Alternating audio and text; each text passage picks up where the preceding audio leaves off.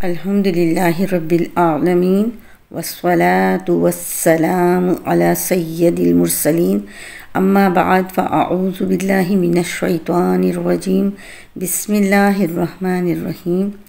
آج پارہ نمبر 21 کا آغاز کرتے ہیں۔ آیت نمبر 45۔ اتلو ما اوحی الیک من الکتاب واقم الصلاۃ ان الصلاۃ تنہی عن الفحشاء والمنکر۔ اے پیغمبر، جو کتاب تمہارے پاس وحی کے ذریعے بھیجی گئی ہے اس کی تلاوت کرو اور نماز قائم کرو، بے شک نماز بے حیائی اور بے برے کاموں سے روکتی ہے، اور اللہ کا ذکر سب سے بڑی چیز ہے، اور جو کچھ تم کرتے ہو اللہ اس سب کو جانتا ہے۔ اور مسلمانوں، اہل کتاب سے بحث نہ کرو مگر ایسے طریقے سے جو بہترین ہو، البتہ ان میں سے جو زیادتی کریں ان کی بات اور ہے، اور ان سے یہ کہو کہ ہم اس کتاب پر بھی ایمان لائے ہیں جو ہم پر نازل کی گئی ہے، اور اس پر بھی جو تم پر نازل کی گئی تھی، اور ہمارا خدا اور تمہارا خدا ایک ہے، اور ہم اسی کے فرما بردار ہیں۔ اور اے پیغمبر، اسی طرح ہم نے تم پر کتاب نازل کی ہے، اس لیے جن لوگوں کو ہم نے کتاب دی ہے وہ اس پر ایمان لاتے ہیں، اور ان بت پرستوں میں سے بھی کچھ لوگ ہیں جو اس پر ایمان لا رہے ہیں، اور ہماری آیتوں کا انکار صرف وہی لوگ کرتے ہیں جو کافر ہیں۔ اور تم اس سے پہلے نہ کوئی کتاب پڑھتے تھے اور نہ کوئی کتاب اپنے ہاتھ سے لکھتے تھے، اگر ایسا ہوتا تو باطل والے مین میخ نکال سکتے تھے۔ حقیقت تو یہ ہے کہ یہ قرآن ایسی نشانیوں کا مجموعہ ہے جو ان لوگوں کے سینوں میں بالکل واضح ہے جنہیں علم عطا کیا گیا ہے، اور ہماری آیتوں کا انکار صرف وہی لوگ کرتے ہیں جو ظالم ہیں۔ اور یہ لوگ کہتے ہیں کہ ان پیغمبر صلی اللہ علیہ وسلم پر ان کے پروردگار کی طرف سے نشانیاں کیوں نہیں اتاری گئیں؟ اے پیغمبر، ان سے کہہ دو کہ نشانیاں صرف اللہ کے پاس ہیں، اور میں تو ایک واضح طور پر خبردار کرنے والا ہوں۔ بھلا کیا ان کے لیے یہ نشانی کافی نہیں ہے کہ ہم نے تم پر کتاب اتاری ہے جو ان کو پڑھ کر سنائی جا رہی ہے؟ یقیناً اس میں ان لوگوں کے لیے بڑی رحمت اور نصیحت ہے جو ماننے والے ہوں۔ کہہ دو کہ ہم میرے اور تمہارے درمیان گواہی دینے کے لیے اللہ کافی ہے، اسے ان تمام چیزوں کا علم ہے جو آسمانوں اور زمین میں موجود ہے۔ اور جو لوگ باطل پر ایمان لائے ہیں اور اللہ کا انکار کیا ہے وہی ہیں جو سخت نقصان اٹھانے والے ہیں۔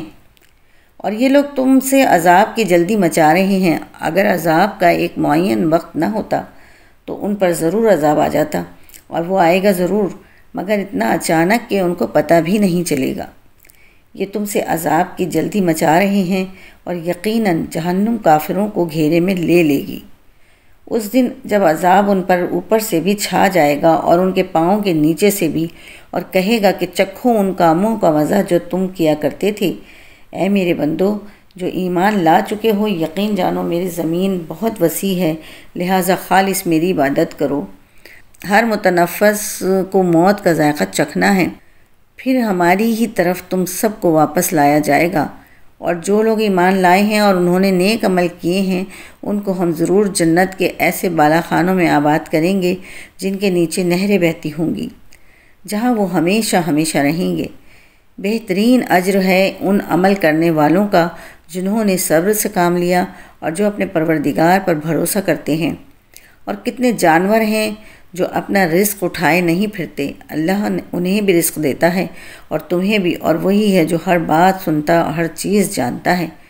اور اگر تم ان سے پوچھو کہ کون ہے جس نے آسمانوں اور زمین کو پیدا کیا اور سورج اور چاند کو کام پر لگایا، تو وہ ضرور یہ کہیں گے کہ اللہ۔ پھر آخر یہ لوگ کہاں سے اوندھے چل پڑتے ہیں۔ اللہ اپنے بندوں میں سے جس کے لیے چاہتا ہے رزق میں کشادگی کر دیتا ہے، اور جس کے لیے چاہتا ہے تنگی کر دیتا ہے۔ یقیناً اللہ ہر چیز کا مکمل علم رکھتا ہے۔ اور اگر تم ان سے پوچھو کہ کون ہے جس نے آسمان سے پانی برسایا پھر اس کے ذریعے زمین کے مردہ ہونے کے بعد اسے زندگی بخشی، تو وہ ضرور یہ کہیں گے کہ اللہ۔ کہو الحمدللہ، لیکن ان میں سے اکثر لوگ عقل سے کام نہیں لیتے۔ یہ دنیاوی زندگی کھیل کود کے سوا کچھ بھی نہیں، اور حقیقت یہ ہے کہ دار آخرت ہی اصل زندگی ہے۔ اگر یہ لوگ جانتے ہوتے، چنانچہ جب یہ کشتی میں سوار ہوتے ہیں تو اللہ کو اس طرح پکارتے ہیں کہ ان کا اعتقاد خالص اسی پر ہوتا ہے۔ پھر جب وہ انہیں بچا کر خشکی پر لے آتا ہے تو فوراً شرک کرنے لگتے ہیں۔ کر لیں یہ لوگ ناشکری اس نعمت کی جو ہم نے ان کو دی ہے، اور اڑا لیں کچھ مزے، پھر وہ وقت دور نہیں جب انہیں سب پتہ چل جائے گا۔ بھلا کیا انہوں نے یہ نہیں کہ دیکھا کہ ہم نے ان کے شہر کو ایک پرامن حرم بنا دیا ہے، جبکہ ان کے ارد گرد لوگوں کا حال یہ ہے کہ انہیں اچک لیا جاتا ہے؟ کیا پھر بھی یہ باطل پر ایمان لاتے ہیں اور اللہ کی نعمت کی ناشکری کرتے ہیں؟ اور اس شخص سے بڑا ظالم کون ہوگا جو اللہ پر جھوٹا بہتان باندھے، یا جب اس کے پاس حق کی بات پہنچے تو اسے جھٹلائے؟ کیا جہنم میں ایسے کافروں کا ٹھکانہ نہیں ہوگا؟ اور جن لوگوں نے ہماری خاطر کوشش کی ہے ہم انہیں ضرور بضرور اپنے راستوں پر پہنچائیں گے، اور یقیناً اللہ نیکی کرنے والوں کے ساتھ ہے۔ یہاں سورہ عنکبوت الحمدللہ ختم ہوتی ہے۔ اللہ تعالیٰ اور باقی صورتوں کو بھی مکمل کرنے کی توفیق عطا فرمائے، آمین۔ تعارف سورۃ الروم۔ اس سورت کا ایک خاص تاریخی پس منظر جو حضور نبی کریم صلی اللہ علیہ وسلم اور قرآن کریم کی سچائی اور حقانیت کا ناقابل انکار ثبوت فراہم کرتا ہے۔ جس وقت حضرت صلی اللہ علیہ وسلم کو نبوت عطا ہوئی اس وقت دنیا میں دو بڑی طاقتیں تھیں۔ ایک ایران کی حکومت جو مشرق کے علاقے میں پھیلی ہوئی تھی اور اس کے ہر بادشاہ کو کسریٰ کہا جاتا تھا۔ یہ لوگ آتش پرست تھے، یعنی آگ کو پوجتے تھے۔ دوسری بڑی طاقت روم کی تھی جو مکہ مکرمہ کے شمال اور مغرب میں پھیلی ہوئی تھی۔ شام، مصر، ایشیا ایک کوچک اور یورپ کے علاقے اسی سلطنت کے ماتحت تھے، اور اس کے ہر بادشاہ کو قیصر کہا جاتا تھا، اور ان کی اکثریت عیسائی مذہب پر تھی۔ جس زمانے میں یہ صورت نازل ہوئی اس وقت ان دونوں طاقتوں کے درمیان شدید جنگ ہو رہی تھی، اور اس جنگ میں ایران کا پلہ ہر لحاظ سے بھاری تھا، اور اس کی فوجوں نے ہر محاذ پر روم کی فوجوں کو شکست دے کر ان کے بڑے بڑے شہر فتح کر لیے تھے، یہاں تک کہ وہ بیت المقدس میں عیسائیوں کا مقدس ترین کلیسا تباہ کر کے رومیوں کو مسلسل پیچھے دھکیلتی جا رہی تھیں، اور روم کے بادشاہ ہرقل کو جائے پناہ تلاش کرنا مشکل ہو رہا تھا۔ ایران کی حکومت چونکہ آتش پرست تھی اس لیے مکہ مکرمہ کے بت پرستوں کی ہمدردیاں اس کے ساتھ تھیں، اور جب کبھی ایران کی کسی فتح کی خبر آتی تو مکہ مکرمہ کے بت پرست اس پر نہ صرف خوشی مناتے بلکہ مسلمانوں کو چڑھاتے کہ عیسائی لوگ جو آسمانی کتاب پر ایمان رکھتے ہیں مسلسل شکست کھاتے جا رہے ہیں، اور ایران کے لوگ جو ہماری طرح کسی پیغمبر یا آسمانی کتاب کو نہیں مانتے انہیں برابر فتح نصیب ہو رہی ہے۔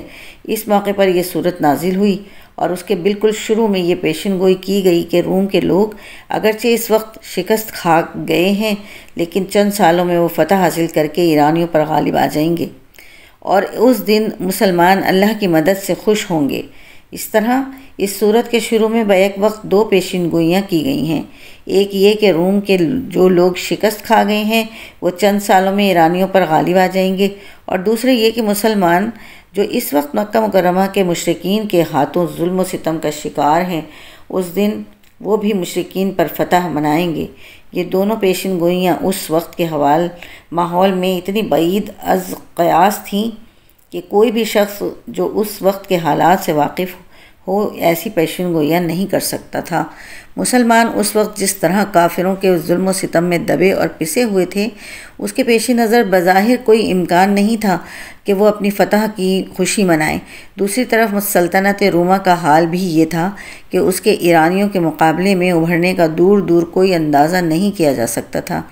چنانچہ سلطنت رومہ کا مشہور مورخ ایڈورڈ گبن اس پیشن گوئی کی پر تبصرہ کرتے ہوئے لکھتا ہے کہ جس وقت مبینہ طور پر یہ پیشن گوئی کی گئی اس وقت کسی بھی پیشن گوئی کا پورا ہونا اس سے زیادہ بعید نہیں ہو سکتا تھا، اس لیے کہ قیصر ہرقل کی حکومت کے پہلے 12 سالوں میں یہ بات کھل کر سامنے آ گئی تھی کہ رومی سلطنت کا خاتمہ بالکل قریب آ چکا ہے۔ چنانچہ مکہ مکرمہ کے مشرکین نے اس پیشن گوئی کا بہت مذاق اڑایا، یہاں تک کہ ان کے ایک مشہور سردار ابی بن خلف نے حضرت ابو بکر صدیق رضی اللہ عنہ سے یہ شرط لگا لی کہ اگر آئندہ 9 سال کے درمیان روم کے لوگ ایرانیوں پر غالب آ گئے تو وہ حضرت ابو بکر کو 100 اونٹ دے گا، اور اگر اس عرصے میں وہ غالب نہ آئے تو حضرت ابو بکر صدیق رضی اللہ تعالیٰ عنہ اس کو 100 اونٹ دیں گے۔ اس وقت تک اس قسم کی 2 طرفہ شرط لگانا حرام نہیں کیا گیا تھا، چنانچہ اس آیت کے نازل ہونے کے بعد بھی ایرانیوں کی فتوحات کا سلسلہ جاری رہا، یہاں تک کہ وہ قیصر کے پایہ تخت قسطنطنیہ کی دیواروں تک پہنچ گئے، اور انہوں نے قیصر ہرقل کی طرف سے صلح کی ہر پیشکش کو ٹھکرا کر یہ جواب دیا کہ انہیں ہرقل کے سر کے سوا کوئی اور پیشکش منظور نہیں ہے، جس کے نتیجے میں ہرقل تیونس کی طرف بھاگنے کا منصوبہ بنانے لگا، لیکن اس کے فوراً بعد حالات نے عجیب و غریب پلٹا کھایا۔ ہرقل نے مجبور ہو کر ایرانیوں پر عقب سے حملہ کیا، جس میں اسے ایسی کامیابی حاصل ہوئی جس نے جنگ کا پانسہ پلٹ کر رکھ دیا۔ اس پیشن گوئی کو ابھی 7 سال گزرے تھے کہ رومیوں کی فتح کی خبر عرب تک پہنچ گئی۔ جس وقت یہ خبر پہنچی یہ ٹھیک وہ وقت تھا جب بدر کے میدان میں سردار دو عالم صلی اللہ علیہ وسلم نے قریش مکہ کے لشکر کو عبرتناک شکست دی تھی، اور مسلمانوں کو اس فتح پر غیر معمولی خوشی حاصل ہوئی تھی۔ اس طرح قرآن کریم کی دونوں پیشن گوئیاں کھلی آنکھوں اس طرح پوری ہوئیں جن کا بظاہر حالات کوئی امکان نظر نہیں آتا تھا، اور اس سے حضرت صلی اللہ علیہ وسلم اور قرآن کریم کی سچائی روز روشن کی طرح واضح ہو گئی۔ اس وقت ابی بن خلف، جس نے حضرت ابو بکر رضی اللہ عنہ سے شرط لگائی تھی، مر چکا تھا، لیکن اس کے بیٹوں نے شرط کے مطابق 100 اونٹ حضرت ابو بکر رضی اللہ عنہ کو ادا کیے، اور چونکہ اس وقت جوئے کی حرمت آ چکی تھی اور 2 طرفہ شرط جوئے ہی کی ایک شکل ہے، اس لیے حضرت صلی اللہ علیہ وسلم نے حضرت صدیق اکبر رضی اللہ عنہ کو حکم دیا کہ وہ یہ اونٹ خود استعمال کرنے کے بجائے صدقہ کر دیں۔ اس پیشن گوئی کے علاوہ اس صورت میں اسلام کے بنیادی عقائد، توحید، رسالت اور آخرت کو مختلف دلائل سے ثابت کیا گیا ہے اور مخالفین کی تردید کی گئی ہے۔ سورہ روم، یہ سورت مکی ہے اور اس میں 60 آیتیں اور 4 رکوع ہیں۔ بسم اللہ الرحمن الرحیم، شروع اللہ کے نام سے جو سب پر مہربان ہے، بہت مہربان ہے۔ الف لام میم، غلبت الروم۔ الف لام میم، رومی لوگ قریب کی سرزمین میں مغلوب ہو گئے ہیں اور وہ اپنے مغلوب ہونے کے بعد عنقریب غالب آ جائیں گے۔ چند ہی سالوں میں سارا اختیار اللہ ہی کا ہے، پہلے بھی اور بعد میں بھی، اور اس دن ایمان والے اللہ کی دی ہوئی فتح سے خوش ہوں گے۔ وہ جس کو چاہتا ہے فتح دیتا ہے، اور وہی صاحب اقتدار بھی ہے، بڑا مہربان بھی۔ یہ اللہ کا کیا ہوا وعدہ ہے۔ اللہ اپنے وعدے کے خلاف نہیں کرتا، لیکن اکثر لوگ نہیں جانتے۔ وہ دنیاوی زندگی کے صرف ظاہری رخ کو جانتے ہیں، اور آخرت کے بارے میں ان کا حال یہ ہے کہ وہ اس سے بالکل غافل ہیں۔ بھلا کیا انہوں نے اپنے دلوں میں غور نہیں کیا؟ اللہ نے آسمانوں اور زمین کو اور ان کے درمیان پائی جانے والی چیزوں کو بغیر کسی برحق مقصد کے اور کوئی میعاد مقرر کیے بغیر پیدا نہیں کر دیا، اور بہت سے لوگ ہیں کہ اپنے پروردگار سے جا ملنے کے منکر ہیں۔ کیا یہ لوگ زمین میں چلے پھرے نہیں ہیں تاکہ وہ یہ دیکھتے کہ ان سے پہلے جو لوگ تھے ان کا انجام کیسا ہوا؟ وہ طاقت میں ان سے زیادہ مضبوط تھے، اور انہوں نے زمین کو بھی جوتا تھا، اور جتنا ان لوگوں نے اسے آباد کیا ہے اس سے زیادہ انہوں نے اس کو آباد کیا تھا، اور ان کے پاس ان کے پیغمبر کھلے کھلے دلائل لے کر آئے تھے۔ چنانچہ اللہ تو ایسا نہیں تھا کہ ان پر ظلم کرے، لیکن وہ خود اپنی جانوں پر ظلم کرتے رہے۔ پھر جن لوگوں نے برائی کی تھی ان کا انجام بھی برا ہی ہوا، کیونکہ انہوں نے اللہ کی آیتوں کو جھٹلایا تھا اور وہ ان کا مذاق اڑایا کرتے تھے۔ اللہ ہی مخلوق کی ابتدا کرتا ہے اور وہی اس کو دوبارہ پیدا کرے گا، پھر تم سب اس کے پاس واپس بلا لیے جاؤ گے۔ اور جس دن قیامت برپا ہوگی اس روز مجرم لوگ نا امید ہو جائیں گے، اور انہوں نے جن کو اللہ کا شریک مان رکھا تھا ان میں سے کوئی ان کا سفارشی نہیں ہوگا، اور خود یہ لوگ اپنے مانے ہوئے شریکوں سے منکر ہو جائیں گے۔ اور جس دن قیامت برپا ہوگی اس روز لوگ مختلف قسموں میں بٹ جائیں گے، چنانچہ جو لوگ ایمان لائے تھے اور انہوں نے نیک عمل کیے تھے ان کو تو جنت میں ایسی خوشیاں دی جائیں گی جو ان کے چہروں سے پھوٹی پڑ رہی ہوں گی۔ اور جن لوگوں نے کفر اپنا لیا تھا اور ہماری آیتوں کو اور آخرت کا سامنا کرنے کو جھٹلایا تھا تو ایسے لوگوں کو عذاب میں دھر لیا جائے گا۔ لہٰذا اللہ کی تسبیح کرو اس وقت بھی جب تمہارے پاس شام آتی ہے اور اس وقت بھی جب تم پر صبح طلوع ہوتی ہے، اور اسی کی حمد ہوتی ہے اس آسمانوں میں بھی اور زمین میں بھی، اور سورج ڈھلنے کے وقت بھی اس کی تسبیح کرو، اور اس وقت بھی جب تم پر ظہر کا وقت آتا ہے۔ وہ جاندار کو بے جان سے نکال لاتا ہے اور بے جان کو جاندار سے نکال لیتا ہے، اور وہ زمین کو اس کے مردہ ہو جانے کے بعد زندگی بخشتا ہے، اور اسی طرح تم کو قبروں سے نکال لیا جائے گا۔ اور اس کی قدرت کا ایک نشانی یہ ہے کہ اس نے تم کو مٹی سے پیدا کیا، پھر تم دیکھتے ہی دیکھتے انسان بن کر زمین میں پھیلے پڑے ہو۔ اور اس کی ایک نشانی ہے کہ اس نے تمہارے لیے تم ہی سے بیویاں پیدا کیں تاکہ تم ان کے پاس جا کر سکون حاصل کرو، اور تمہارے درمیان محبت اور رحمت کے جذبات رکھ دیے۔ یقیناً اس میں ان لوگوں کے لیے بڑی نشانیاں ہیں جو غور و فکر سے کام لیتے ہیں۔ اور اس کی نشانیوں کا ایک حصہ آسمانوں اور زمین کی پیدائش اور دوسری زبانوں اور رنگوں کا اختلاف بھی ہے۔ یقیناً اس میں دانش مندوں کے لیے بڑی نشانیاں ہیں۔ اور اس کی نشانیوں کا ایک حصہ تمہارا رات اور دن کے وقت سونا اور اللہ کا فضل تلاش کرنا ہے۔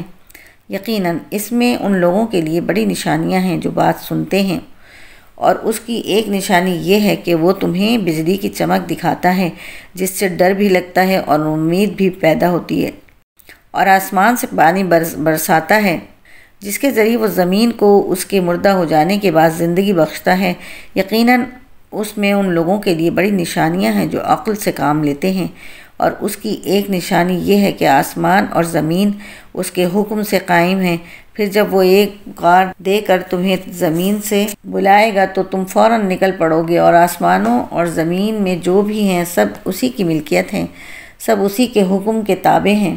اور وہی ہے جو مخلوق کی ابتدا کرتا ہے پھر اسے دوبارہ پیدا کرے گا، اور یہ کام اس کے لیے بہت آسان ہے، اور اسی کی سب سے اونچی شان ہے آسمانوں میں بھی اور زمین میں بھی۔ اور وہی ہے جو اقتدار والا بھی ہے، حکمت والا بھی۔ وہ تمہیں خود تمہارے اندر سے ایک مثال دیتا ہے۔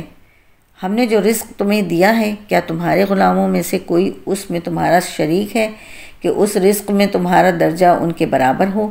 اور تم ان غلاموں سے ویسے ہی ڈرتے ہو جیسے آپس میں ایک دوسرے سے ڈرتے ہو۔ ہم اسی طرح دلائل ان لوگوں کے لیے کھول کھول کر بیان کرتے ہیں جو عقل سے کام لیں، لیکن ظالم لوگ کسی علم کے بغیر اپنے خواہشات کے پیچھے چل پڑے ہیں۔ اب اس شخص کو کون ہدایت دے سکتا ہے جسے اللہ نے گمراہ کر دیا ہو، اور ایسے لوگوں کا کوئی مددگار نہیں ہوگا۔ لہٰذا تم ایک سو ہو کر اپنا رخ اس دین کی طرف قائم رکھو، اللہ کی بنائی ہوئی اس فطرت پر چلو جس پر اس نے تمام لوگوں کو پیدا کیا ہے۔ اللہ کی تخلیق میں کوئی تبدیلی نہیں لائی جا سکتی، یہی بالکل سیدھا راستہ ہے، لیکن اکثر لوگ نہیں جانتے۔ فطرت کی پیروی اس طرح کرو کہ تم نے اسی اللہ سے لو لگا رکھی ہو، اور اس سے ڈرتے رہو، اور نماز قائم کرو، اور ان لوگوں کے ساتھ شامل نہ ہو جو شرک کا ارتکاب کرتے ہیں، وہ جنہوں نے اپنے دین کو ٹکڑے ٹکڑے کر لیا اور مختلف فرقوں میں بٹ گئے۔ ہر گروہ اپنے اپنے طریقے پر مگن ہے، اور جب لوگوں کو کوئی تکلیف چھو جاتی ہے تو وہ اپنے پروردگار سے لو لگا کر اسی کو پکارتے ہیں۔ پھر جب وہ اپنی طرف سے انہیں کسی رحمت کا ذائقہ چکھا دیتا ہے تو ان میں سے کچھ لوگ یکایک اپنے پروردگار کے ساتھ شرک کرنے لگتے ہیں تاکہ ہم نے انہیں جو کچھ دیا تھا اس کی ناشکری کریں۔ اچھا، کچھ مزے اڑا لو، پھر وہ وقت دور نہیں جب تمہیں سب پتہ چل جائے گا۔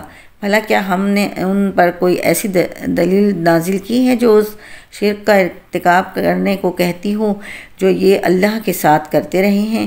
اور جب ہم لوگوں کو رحمت کا مزہ چکھاتے ہیں تو وہ اس پر اترا جاتے ہیں، اور اگر انہیں خود اپنے ہاتھوں کے کرتوت کی وجہ سے کوئی برائی پہنچ جائے تو ذرا سی دیر میں وہ مایوس ہونے لگتے ہیں۔ کیا انہوں نے یہ نہیں دیکھا کہ اللہ جس کے لیے چاہتا ہے رزق کشادہ کر دیتا ہے اور جس کے لیے چاہے تنگ کر دیتا ہے؟ اس میں یقیناً ان لوگوں کے لیے بڑی نشانیاں ہیں جو ایمان لائیں۔ لہٰذا تم رشتہ دار کو اس کا حق دو، اور مسکین اور مسافر کو بھی، جو لوگ اللہ کی خوشنودی چاہتے ہیں ان کے لیے یہ بہتر ہے، اور وہی ہیں جو فلاح پانے والے ہیں۔ اور یہ جو تم سود دیتے ہو تاکہ وہ لوگوں کے مال میں شامل ہو کر بڑھ جائے، تو وہ اللہ کے نزدیک بڑھتا نہیں ہے۔ اور جو زکوٰۃ تم اللہ کی خوشنودی حاصل کرنے کے ارادے سے دیتے ہو، تو جو لوگ بھی ایسا کرتے ہیں وہ ہیں جو اپنے مال کو کئی گناہ بڑھا لیتے ہیں۔ اللہ وہ ہے جس نے تمہیں پیدا کیا، پھر اس نے تمہیں رزق دیا، پھر وہ تمہیں موت دیتا ہے، پھر تمہیں زندہ کرے گا۔ جن کو تم نے اللہ کا شریک مانا ہوا ہے، کیا ان میں سے کوئی ہے جو ان میں سے کوئی کام کرتا ہو؟ پاک ہے وہ اور بہت بالا و برتر اس شرک سے جس کا ارتکاب یہ لوگ کرتے ہیں۔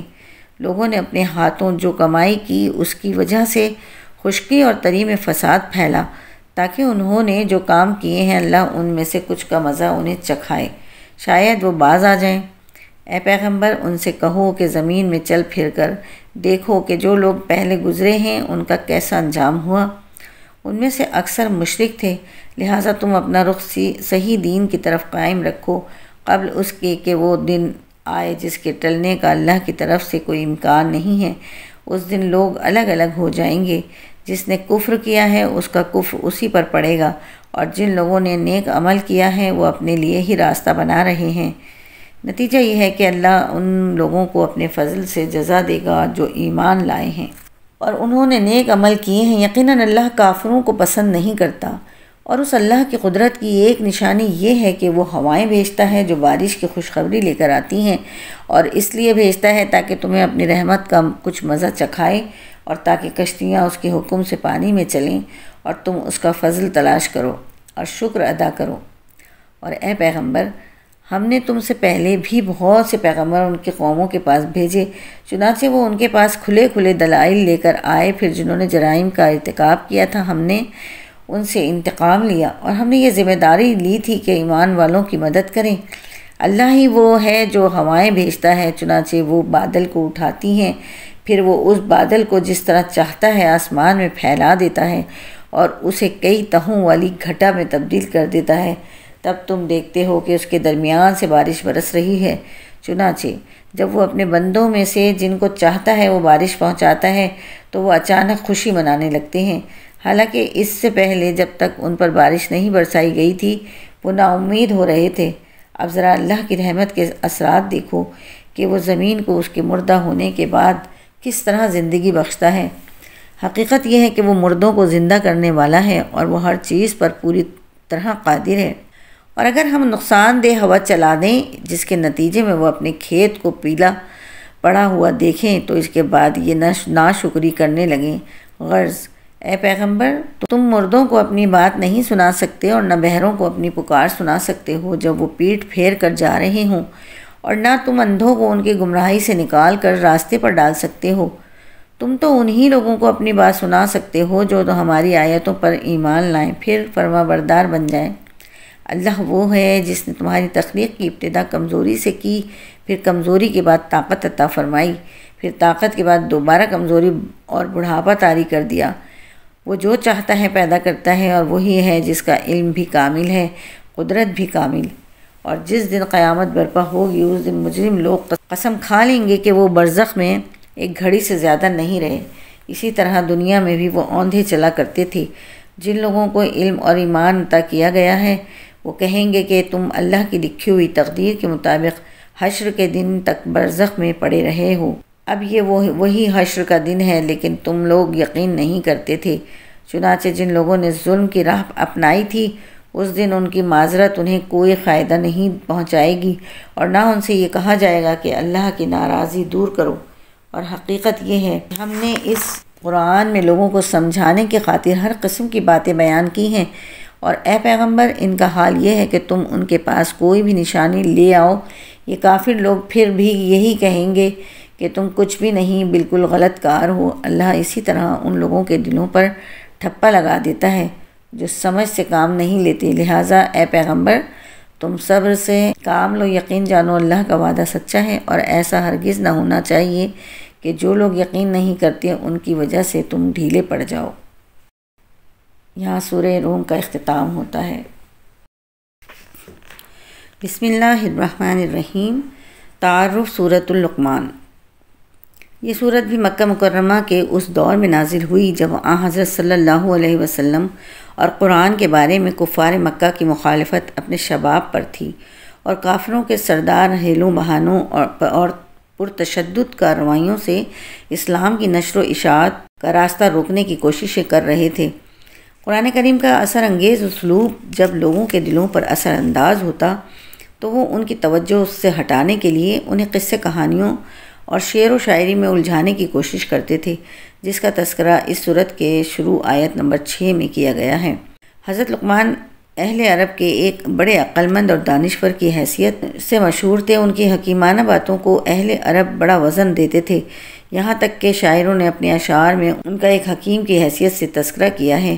قرآن کریم نے اس صورت میں یہ واضح فرمایا ہے کہ لقمان جیسے حکیم اور دانشور جن کی عقل و حکمت کا تم بھی لوہا مانتے ہو، وہ بھی توحید کے قائل تھے اور انہوں نے اللہ تعالیٰ کے ساتھ کوئی شریک ماننے کو ظلم عظیم قرار دیا تھا اور اپنے بیٹے کو وصیت کی تھی کہ تم کبھی شرک مت کرنا۔ اس ضمن میں اس صورت نے ان کی اور بھی کئی قیمتی نصیحتیں ذکر فرمائی ہیں جو انہوں نے اپنے بیٹے کو کی تھی۔ دوسری طرف مکہ مکرمہ کی مشرکین کا حال یہ تھا کہ وہ اپنی اولاد کو توحید اور نیک عمل کی نصیحت تو کیا کرتے تھے، انہیں شرک پر مجبور کرتے تھے، اور اگر ان کی اولاد میں سے کوئی مسلمان ہو جاتا تو اس پر دباؤ ڈالتے تھے کہ وہ دوبارہ شرک کو اختیار کر لے۔ اس مناسبت سے حضرت لقمان کی نصیحتوں کے درمیان آیت نمبر 14 اور 15 میں اللہ تعالیٰ نے ایک بار پھر وہ اصول بیان فرمایا ہے جو پیچھے سورہ عنکبوت آیت نمبر 8 اور 29 میں بھی گزرا ہے کہ والدین کی عزت اور اطاعت اپنی جگہ، لیکن اگر وہ اپنی اولاد کو شرک اختیار کرنے کے لیے دباؤ ڈالیں تو ان کا کہنا ماننا جائز نہیں۔ اس کے علاوہ وہ یہ صورت توحید کے دلائل اور آخرت کی یاد دہانی کے مؤثر مضامین پر مشتمل ہے۔ سورۃ اللقمان۔ یہ صورت مکی ہے اور اس میں 34 آیتیں اور 4 رکوع ہیں۔ بسم اللہ الرحمن الرحیم۔ شروع اللہ کے نام سے جو سب پر مہربان ہے، بہت مہربان ہے۔ الف لام میم تلک آیات الکتاب الحکیم۔ یہ اس حکمت والی کتاب کی آیتیں ہیں جو نیک لوگوں کے لیے ہدایت اور رحمت بن کر آئی ہے۔ وہ نیک لوگ جو نماز قائم کرتے ہیں اور زکوٰۃ ادا کرتے ہیں اور آخرت کا پورا یقین رکھتے ہیں، وہی ہیں جو اپنے پروردگار کی طرف سے سیدھے راستے پر ہیں، اور وہی ہیں جو فلاح پانے والے ہیں۔ اور کچھ لوگ وہ ہیں جو اللہ سے غافل کرنے والی باتوں کے خریدار بنتے ہیں تاکہ ان کے ذریعے لوگوں کو بے سمجھے بوجھے اللہ کے راستے سے بھٹکائیں اور اس کا مذاق اڑائیں۔ ان لوگوں کو وہ عذاب ہوگا جو ذلیل کر کے رکھ دے گا۔ اور جب ایسے شخص کے سامنے ہماری آیتیں پڑھ کر سنائی جاتی ہیں تو وہ پورے تکبر کے ساتھ منہ موڑ لیتا ہے، جیسے انہیں سنا ہی نہیں، گویا اس کے دونوں کانوں میں بہرا پن ہے، لہٰذا اس کو ایک دکھ دینے والے عذاب کی خوشخبری سنا دو۔ البتہ جو لوگ ایمان لے آئے اور انہوں نے نیک عمل کیے، ان کے لیے نعمتوں کے باغات ہیں جن میں وہ ہمیشہ رہیں گے۔ یہ اللہ کا سچا وعدہ ہے اور وہ اقتدار کا بھی مالک ہے، حکمت کا بھی مالک۔ اس نے آسمانوں کو ایسے ستونوں کے بغیر پیدا کیا جو تمہیں نظر آ سکیں، اور زمین میں پہاڑوں کے لنگر ڈال دیے ہیں تاکہ وہ تمہیں لے کر ڈگمگائے نہیں، اور اس میں ہر قسم کے جانور پھیلا دیے ہیں۔ اور ہم نے آسمان سے پانی برسایا، پھر اس زمین پر میں ہر قابل قدر قسم کی نباتات اگائیں۔ یہ ہے اللہ کی تخلیق۔ اب ذرا مجھے دکھاؤ کہ اللہ کے سوا کسی نے کیا پیدا کیا۔ بات دراصل یہ ہے کہ یہ ظالم لوگ کھلی گمراہی میں مبتلا ہیں، اور ہم نے لقمان کو دانائی عطا کی تھی اور ان سے کہا تھا کہ اللہ کا شکر کرتے رہو، اور جو کوئی اللہ کا شکر ادا کرتا ہے وہ خود اپنے فائدے کے لیے شکر کرتا ہے، اور اگر کوئی ناشکری کرے تو اللہ بڑا بے نیاز ہے۔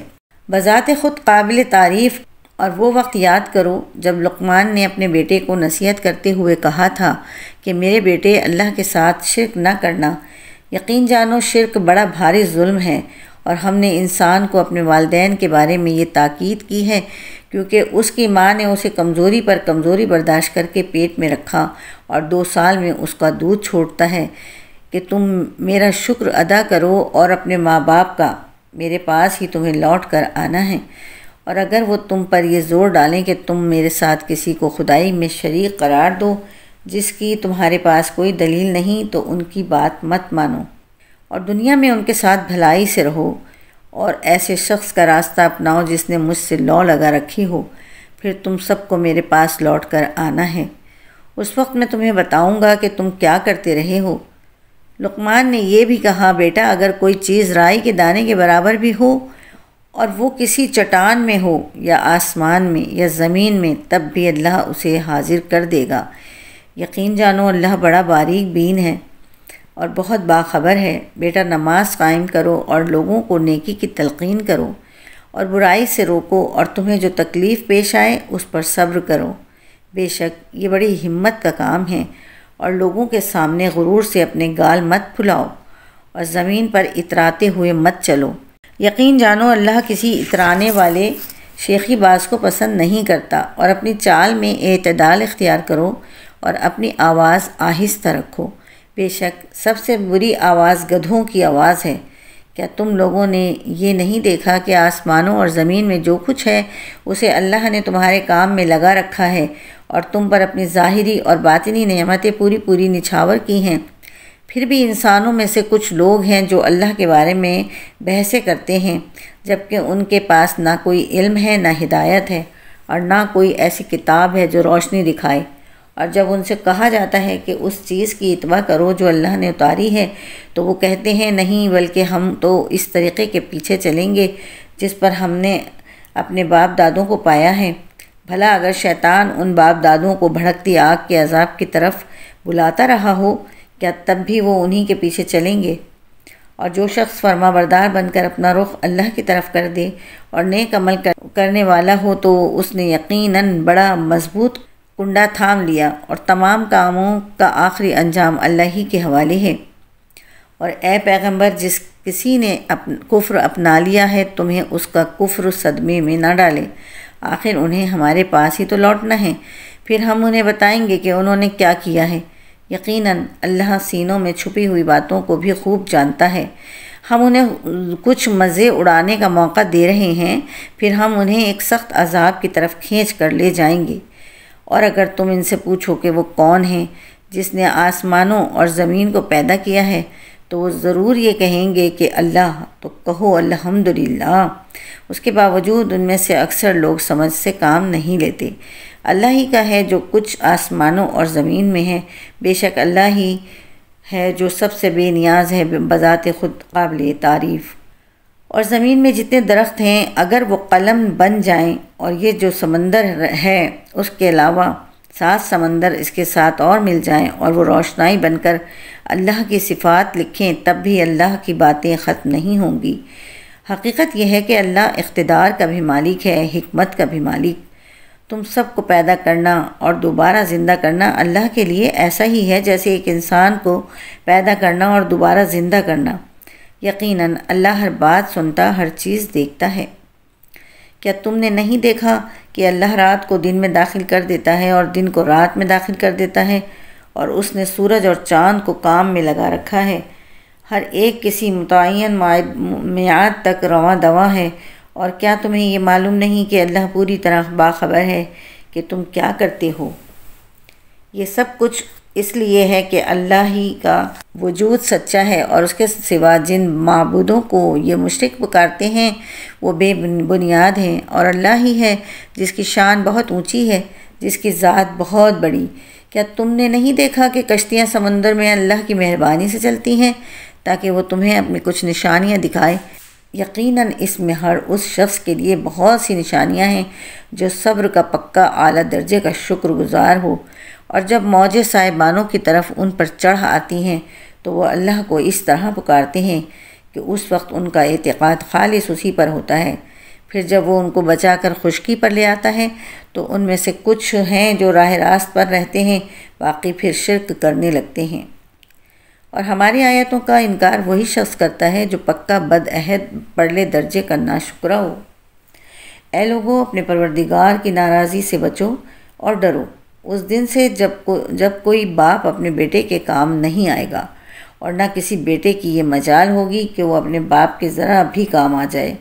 یقین جانو کہ اللہ کا وعدہ سچا ہے، اس لیے ایسا ہرگز نہ ہونے پائے کہ یہ دنیاوی زندگی تمہیں دھوکے میں ڈال دے، اور ایسا ہرگز نہ ہونے پائے کہ وہ شیطان تمہیں اللہ کے معاملے میں دھوکے میں ڈال دے، جو سب سے بڑا دھوکہ باز ہے۔ یقیناً قیامت کی گھڑی کا علم اللہ ہی کے پاس ہے، وہی بارش برساتا ہے اور وہی جانتا ہے کہ ماؤں کے پیٹ میں کیا ہے، اور کسی متنفس کو یہ پتہ نہیں ہے کہ وہ کل کیا کمائے گا، اور نہ کسی متنفس کو یہ پتہ ہے کہ کون سی زمین میں اسے موت آئے گی۔ بے شک اللہ ہر چیز کا مکمل علم رکھنے والا، ہر بات سے پوری طرح باخبر ہے۔ سورہ لقمان یہاں اختتام پذیر ہوتی ہے۔ الحمدللہ۔ بسم اللہ الرحمن الرحیم۔ تعارف سورۃ السجدہ۔ اس سورت کا مرکزی موضوع اسلام کے بنیادی عقائد یعنی توحید، حضرت صلی اللہ علیہ وسلم کی رسالت اور آخرت کا اثبات ہے۔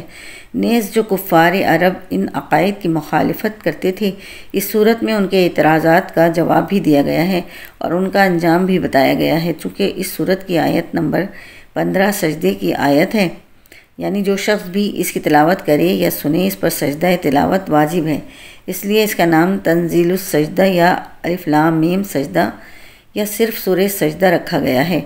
صحیح بخاری کی ایک حدیث میں ہے کہ حضور نبی کریم صلی اللہ علیہ وسلم جمعہ کے دن نماز فجر کی پہلی رکعت میں بکثرت یہ سورت پڑھا کرتے تھے، اور مسند احمد 34 کی ایک حدیث میں ہے کہ آپ رات کو سونے سے پہلے 2 سورتوں کی تلاوت ضرور فرماتے تھے، ایک سورہ تنزیل السجدہ اور دوسری سورہ ملک۔ سورہ سجدہ یہ سورت مکی ہے اور اس میں 30 آیتیں اور 3 رکوع ہیں۔ بسم اللہ الرحمن الرحیم۔ شروع اللہ کے نام سے جو سب پر مہربان ہے، بہت مہربان۔ الف لام میم تنزیل الکتاب لا ریب فیہ من رب العالمین۔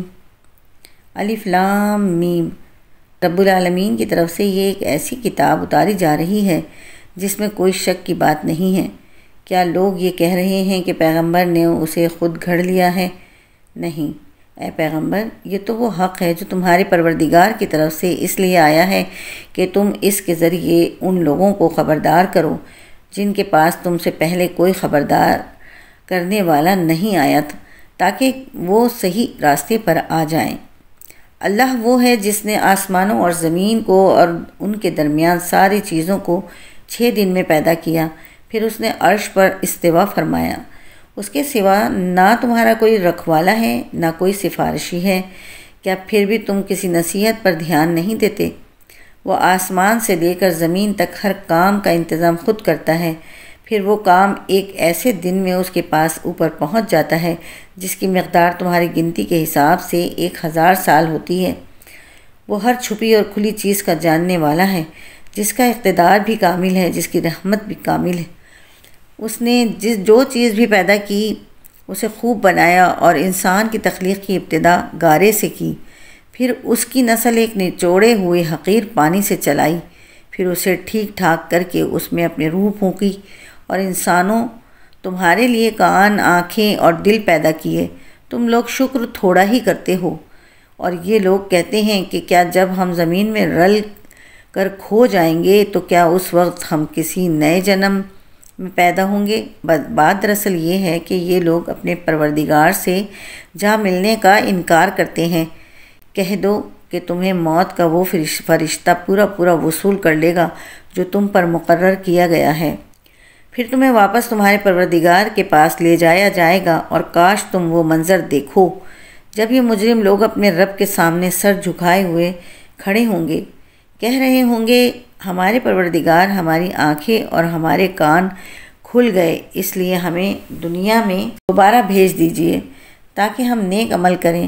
ہمیں اچھی طرح یقین آ چکا ہے، اور اگر ہم چاہتے تو ہر شخص کو پہلے ہی اس کی ہدایت دے دیتے، لیکن وہ بات جو میری طرف سے کہی گئی تھی طے ہو چکی ہے کہ میں جہنم کو جنات اور انسانوں سب سے ضرور بھر دوں گا۔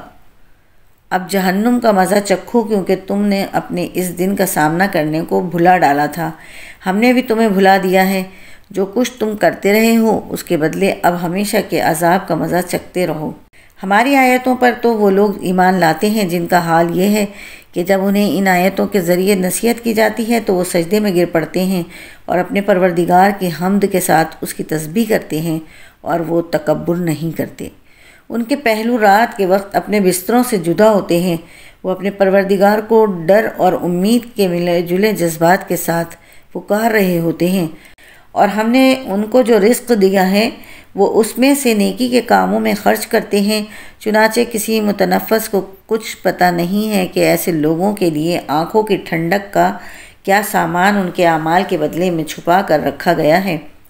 بھلا بتاؤ کہ جو شخص مومن ہو کیا وہ اس شخص کے برابر ہو جائے جو فاسق ہے؟ ظاہر ہے کہ وہ برابر نہیں ہو سکتے۔ چنانچہ جو لوگ ایمان لائے ہیں اور انہوں نے نیک عمل کیے ہیں ان کے لیے مستقل قیام کے باغات ہیں جو ان کو پہلی مہمانی ہی کے طور پر دے دیے جائیں گے۔ ان اعمال کے صلے میں جو وہ کیا کرتے تھے، رہے وہ لوگ جنہوں نے نافرمانی کی ہے تو ان کے مستقل قیام کی جگہ جہنم ہے۔ جب بھی وہ اس سے نکلنا چاہیں گے انہیں وہیں واپس لوٹا دیا جائے گا، اور ان سے کہا جائے گا کہ آگ کے جس عذاب کو تم جھٹلایا کرتے تھے اس کا مزہ چکھو، اور اس بڑے عذاب سے پہلے بھی ہم انہیں کم درجے کے عذاب کا مزہ بھی ضرور چکھائیں گے۔ شاید یہ باز آ جائیں، اور اس سے بڑا ظالم کون؟ جس کو اپنے پروردگار کی آیتوں کے ذریعے نصیحت کی گئی تو اس نے ان سے منہ موڑ لیا۔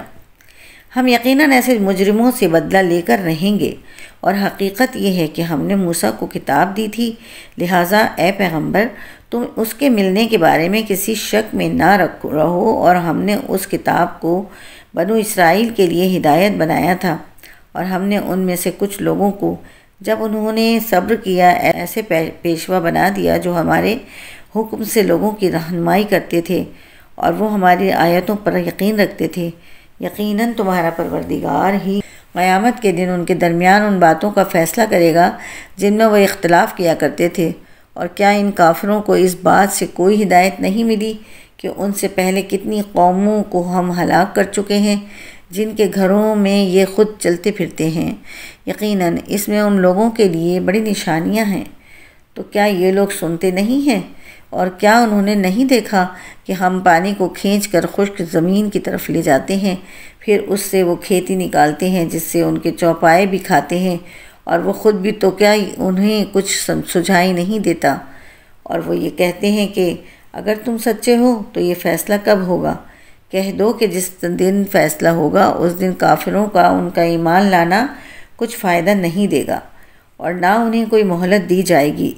لہٰذا اے پیغمبر تم ان لوگوں کی پرواہ نہ کرو اور انتظار کرو، یہ بھی انتظار کر رہے ہیں۔ یہاں سورہ سجدہ کا ترجمہ ختم ہوتا ہے۔ الحمدللہ۔ بسم اللہ الرحمن الرحیم۔ تعارف سورۃ الاحزاب۔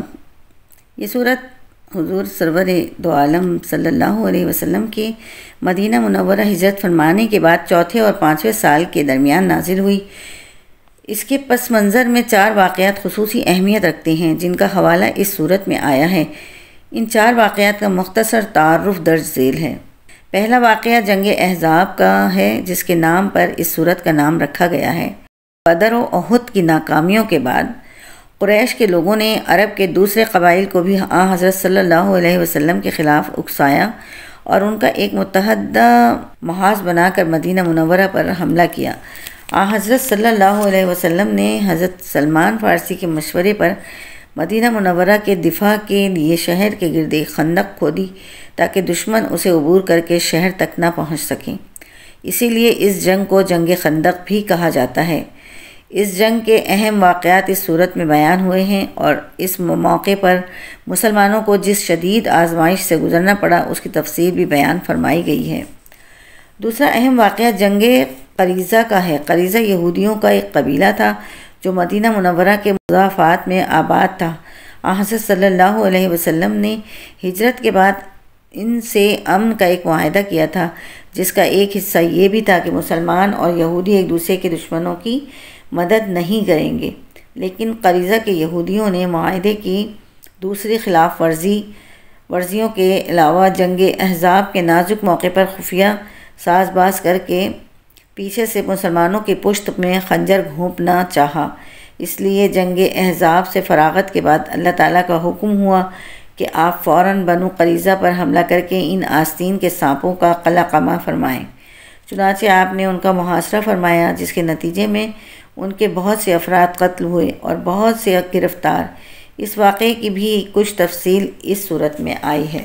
تیسرا اہم واقعہ یہ تھا کہ اہل عرب جب کسی کو اپنا منہ بولا بیٹا بنا لیتے تو اسے ہر معاملے میں سگے بیٹے کا درجہ دیتے تھے، یہاں تک کہ وہ میراث بھی پاتا تھا، اور اس کے منہ بولے باپ کے لیے جائز نہیں سمجھا جاتا تھا کہ وہ اس کی بیوہ یا متعلقہ بیوی سے نکاح کرے، بلکہ اس کو بدترین معیوب عمل سمجھا جاتا تھا، حالانکہ اللہ تعالیٰ کی طرف سے اس کی کوئی ممانعت نہیں تھی۔ عرب کی یہ جاہلانہ رسمیں دلوں میں ایسا گھر کر گئی تھیں کہ ان کا خاتمہ صرف زبانی نصیحت سے نہیں ہو سکتا تھا۔ اس لیے حضرت صلی اللہ علیہ وسلم نے ایسی رسموں کا خاتمہ کرنے کے لیے سب سے پہلے خود علل اعلان ان رسموں کے خلاف عمل فرمایا، تاکہ یہ بات واضح ہو جائے کہ اگر اس کام میں ذرا بھی کوئی خرابی ہوتی تو حضرت صلی اللہ علیہ وسلم اس کے پاس بھی نہ جاتے۔ اس کی بہت سی مثالیں آپ کی سیرت طیبہ میں موجود ہیں۔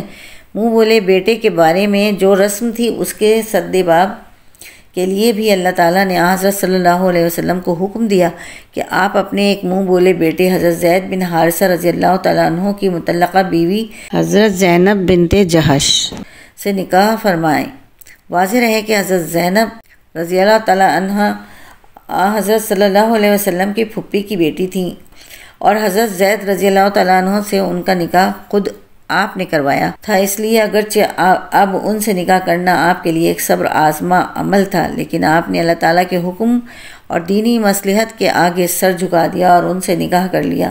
اسی نکاح کے ولیمے میں حجاب یعنی پردے کے احکام پر مشتمل آیات نازل ہوئیں جو اس صورت کا حصہ ہیں۔ چوتھا واقعہ یہ ہے کہ حضرت صلی اللہ علیہ وسلم کی ازواج مطہرات رضی اللہ تعالیٰ عنہ نے اگرچہ ہر طرح کے سرد و گرم حالات میں حضرت صلی اللہ علیہ وسلم کا بھرپور ساتھ دیا، لیکن جب آپ کے پاس مختلف فتوحات کے نتیجے میں مالی طور پر وسعت ہوئی تو انہوں نے اپنے نفقے میں اضافے کا مطالبہ کر دیا۔ یہ مطالبہ عام حالات میں کسی بھی طرح کوئی ناجائز مطالبہ نہیں تھا، لیکن پیغمبر اعظم صلی اللہ علیہ وسلم کی زوجیت کا شرف رکھنے والی ان مقدس خواتین کا مقام بلند اس قسم کے مطالبات سے بالا تر تھا۔ اس لیے اس صورت میں اللہ تعالیٰ نے ازواج مطہرات رضی اللہ تعالیٰ عنہ کو یہ اختیار دیا ہے کہ اگر وہ دنیا کی زیب و زینت چاہتی ہیں تو حضرت صلی اللہ علیہ وسلم انہیں اعزاز و اکرام کے ساتھ علیحدہ کرنے کو تیار ہیں، اور اگر وہ پیغمبر اعظم صلی اللہ علیہ وسلم کے مشن کے ساتھی ہیں اور آخرت کے انعامات کی طلبگار ہیں تو پھر اس قسم کے مطالبے ان کو زیب نہیں دیتے۔ چونکہ حضرت زینب سے نکاح کے واقعے پر کفار اور منافقین نے جب کے خلاف اعتراضات کیے تھے، اس لیے اسی صورت میں حضور سرور عالم صلی اللہ علیہ وسلم کا مقام بلند بتایا گیا ہے، اور آپ کی تعظیم و تکریم اور اطاعت کا حکم دے کر یہ واضح فرمایا گیا ہے کہ آپ جیسی عظیم شخصیت پر نادانوں کے یہ اعتراضات آپ کے مقام میں بلند میں ذرا برابر کمی نہیں کر سکتے۔ اس کے علاوہ ازواج مطہرات کے ساتھ آپ کے طرز عمل اور اس سے متعلق بعض تفصیلات بھی اس صورت میں بیان ہوئی ہیں۔ سورۃ الاحزاب یہ صورت مدنی ہے اور اس میں 73 آیتیں اور 9 رکوع ہیں۔ بسم اللہ الرحمن الرحیم۔ شروع اللہ کے نام سے جو سب پر مہربان ہے، بہت مہربان۔ اے نبی، اللہ سے ڈرتے رہو اور کافروں اور منافقوں کا کہنا مت مانو۔ بے شک اللہ بہت علم والا، بڑا حکمت والا ہے، اور تمہارے پروردگار کی طرف سے تم پر جو وحی بھیجی جا رہی ہے اس کی پیروی کرو۔ تم جو کچھ کرتے ہو اللہ یقینی طور پر اس سے پوری طرح باخبر ہے، اور اللہ پر بھروسہ رکھو اور کام بنانے کے لیے اللہ بالکل کافی ہے۔ اللہ نے کسی بھی شخص کے سینے میں 2 دل پیدا نہیں کیے، اور تم اپنی جن بیویوں کو ماں کی پشت سے تشبیہ دے دیتے ہو ان کو تمہاری ماں نہیں بنایا، اور نہ تمہارے منہ بولے بیٹوں کو تمہارا حقیقی بیٹا قرار دیا۔ یہ تو باتیں ہی باتیں ہیں جو تم اپنے منہ سے کہہ دیتے ہو، اور اللہ وہی بات کہتا ہے جو حق ہے اور وہی صحیح راستہ بتلاتا ہے۔ تم ان منہ بولے بیٹوں کو ان کے اپنے باپوں کے نام سے پکارا کرو، یہی طریقہ اللہ کے نزدیک پورے انصاف کا ہے، اور اگر تمہیں ان کے باپ معلوم نہ ہوں تو وہ تمہارے دینی بھائی اور تمہارے دوست ہیں، اور تم سے جو غلطی ہو جائے اس کی وجہ سے تم پر کوئی گناہ نہیں ہوگا، البتہ جو بات تم اپنے دلوں سے جان بوجھ کر کرو اس پر گناہ ہے، بے شک اللہ بہت بخشنے والا بڑا مہربان ہے۔ ایمان والوں کے لیے یہ نبی ان کی اپنی جانوں سے بھی زیادہ قریب تر ہیں، اور ان کی بیویاں ان کی مائیں ہیں۔ اس کے باوجود اللہ کی کتاب کے مطابق پیٹ کے رشتہ دار دوسرے مومنوں اور مہاجرین کے مقابلے میں ایک دوسرے پر میراث کے معاملے میں زیادہ حق رکھتے ہیں، الا یہ کہ تم اپنے دوستوں کے حق میں کوئی وصیت کر کے ان کے ساتھ کوئی نیکی کر لو۔ یہ بات کتاب میں لکھی ہوئی ہے، اور اے پیغمبر وہ وقت یاد رکھو جب ہم نے تمام نبیوں سے عہد لیا تھا، اور تم سے بھی، اور نوح اور ابراہیم اور موسیٰ اور عیسیٰ ابن مریم سے بھی، اور ہم نے ان سے نہایت پختہ عہد لیا تھا تاکہ اللہ سچے لوگوں سے ان کی سچائی کے بارے میں پوچھے، اور اس نے کافروں کے لیے تو ایک دردناک عذاب تیار کر رکھا ہے۔ اے ایمان والوں، یاد کرو اللہ نے اس وقت تم پر کیسا انعام کیا جب تم پر بہت سے لشکر چڑھ آئے تھے، پھر ہم نے ان پر ایک آندھی بھی بھیجی، اور ایسے لشکر بھی جو تمہیں نظر نہیں آتے تھے، اور تم جو کچھ کر رہے تھے اللہ اس کو دیکھ رہا تھا۔ یاد کرو جب وہ تم پر تمہارے اوپر سے بھی چڑھ آئے تھے اور تمہارے نیچے سے بھی، اور جب آنکھیں پتھرا گئی تھیں اور کلیجے منہ کو آ گئے تھے، اور تم اللہ کے بارے میں طرح طرح کی باتیں سوچنے لگے تھے۔ اس موقع پر ایمان والوں کی بڑی آزمائش ہوئی، اور انہیں ایک سخت بوچھال میں ڈال کر ہلا ڈالا گیا۔ اور یاد کرو جب منافقین اور وہ لوگ جن کے دلوں میں روگ ہے یہ کہہ رہے تھے کہ اللہ اور اس کے رسول نے ہم سے جو وعدہ کیا ہے وہ دھوکے کے سوا کچھ نہیں، اور جب انہی میں سے کچھ لوگوں نے کہا تھا کہ یثرب کے لوگوں تمہارے لیے یہاں ٹھہرنے کا کوئی موقع نہیں ہے، بس واپس لوٹ جاؤ، اور انہی میں سے کچھ لوگ نبی سے یہ کہہ کر گھر جانے کی اجازت مانگ رہے تھے کہ ہمارے گھر غیر محفوظ ہیں، حالانکہ وہ غیر محفوظ نہیں تھے، بلکہ ان کا مقصد صرف یہ تھا کہ کسی طرح بھاگ کھڑے ہوں۔ اور اگر دشمن مدینے میں چاروں طرف سے آ گھسے پھر ان سے فساد میں شامل ہونے کو کہا جائے تو یہ اس میں ضرور شامل ہو جائیں گے، اور اس وقت گھروں میں تھوڑے ہی ٹھہریں گے، اور حقیقت یہ ہے کہ انہوں نے اللہ سے پہلے یہ عہد کر رکھا تھا کہ وہ پیٹھ پھیر کر نہیں جائیں گے، اور اللہ سے کیے ہوئے عہد کی باز پرس ضرور ہو کر رہے گی۔ اے پیغمبر ان سے کہہ دو کہ اگر تم موت سے یا قتل سے بھاگ بھی جاؤ تو یہ بھاگنا تمہیں کوئی فائدہ نہیں دے گا، اور اس صورت میں تمہیں زندگی کا لطف اٹھانے کا جو موقع دیا جائے گا وہ تھوڑا ہی سا ہوگا۔ کہو کہ کون ہے جو تمہیں اللہ سے بچا سکے اگر وہ تمہیں کوئی برائی پہنچانے کا ارادہ کر لے، یا وہ کون ہے جو اس کی رحمت کو روک سکے اگر وہ تم پر رحمت کرنے کا ارادہ کر لے، اور اللہ کے سوا ان لوگوں کو نہ کوئی رکھوالا مل سکتا ہے نہ کوئی مددگار۔ اللہ تم میں سے ان لوگوں کو خوب جانتا ہے جو جہاد میں رکاوٹ ڈالتے ہیں اور اپنے بھائیوں سے کہتے ہیں کہ ہمارے پاس چلے آؤ، اور خود لڑائی میں آتے نہیں، اور آتے ہیں تو بہت کم، اور وہ بھی تمہارے ساتھ لالچ رکھتے ہوئے، چنانچہ جب خطرے کا موقع آ جاتا ہے تو وہ تمہاری طرف چکرائی ہوئی آنکھوں سے اس طرح دیکھتے ہیں جیسے کسی پر موت کی غشی طاری ہو رہی ہو۔ پھر جب خطرہ دور ہو جاتا ہے تو تمہارے سامنے مال کے حرص میں تیز تیز زبانیں چلاتے ہیں۔ یہ لوگ ہرگز ایمان نہیں لائیں گے، اس لیے اللہ نے ان کے اعمال ضائع کر دیے ہیں، اور یہ بات اللہ کے لیے بہت آسان ہے۔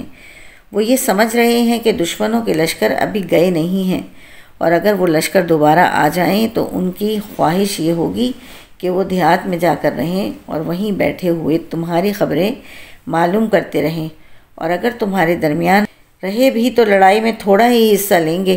حقیقت یہ ہے کہ تمہارے لیے رسول اللہ کی ذات میں ایک بہترین نمونہ ہے، ہر اس شخص کے لیے جو اللہ سے اور یوم آخرت سے امید رکھتا ہو اور کثرت سے اللہ کا ذکر کرتا ہو۔ اور جو لوگ ایمان رکھتے ہیں، جو انہوں نے دشمن کے لشکروں کو دیکھا تھا تو انہوں نے یہ کہا تھا کہ یہ وہی بات ہے جس کا وعدہ اللہ اور اس کے رسول نے ہم سے کیا تھا، اور اللہ اور اس کے رسول نے سچ کہا تھا۔ اور اس واقعے نے ان کے ایمان اور تابع داری کے جذبے میں اور اضافہ کر دیا تھا۔ انہی ایمان والوں میں وہ لوگ بھی ہیں جنہوں نے اللہ سے جو عہد کیا تھا اسے سچا کر دکھایا، پھر ان میں سے کچھ وہ ہیں جنہوں نے اپنا نذرانہ پورا کر دیا، اور کچھ وہ ہیں جو ابھی انتظار میں ہیں، اور انہوں نے اپنے ارادوں میں ذرا سی بھی تبدیلی نہیں کی۔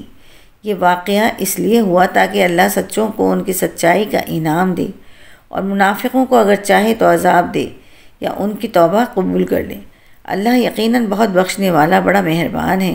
اور جو لوگ کافر تھے اللہ نے انہیں ان کے سارے غیظ و غضب کے ساتھ اس طرح پسپا کر دیا کہ وہ کوئی فائدہ حاصل نہ کر سکے، اور مومنوں کی طرف سے لڑائی کے لیے اللہ خود کافی ہو گیا۔